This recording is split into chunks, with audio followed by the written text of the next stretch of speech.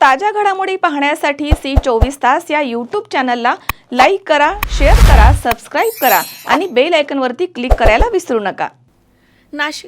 नवीन नाशिक येथील अंबड गावामध्ये एक गाव एक शिवजयंती या उपक्रमाअंतर्गत छत्रपती शिवाजी महाराजांचा शिवजन्मोत्सव मोठ्या उत्साहात आणि भक्तिभावाने साजरा करण्यात आला। सकाळी ठीक 10 वाजता अंबड पोलीस ठाण्याचे गुन्हे शाखेचे पोलीस निरीक्षक सचिन खैरनार यांच्या हस्ते शिवाजी महाराजांच्या अश्वारूढ पुतळ्याचे विधिवत पूजन करण्यात आलं।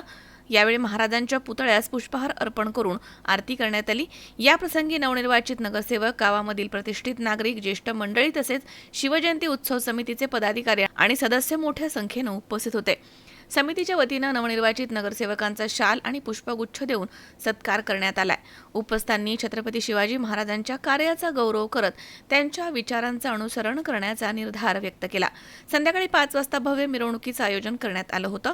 समितीच्या वतीने महाराष्ट्राचे आराध्य दैवत छत्रपती शिवाजी महाराज तसेच भारतरत्न डॉ. बाबासाहेब आंबेडकर यांच्या पुतळ्यांना हार अर्पण करून मिरवणुकीस प्रारंभ करण्यात आला।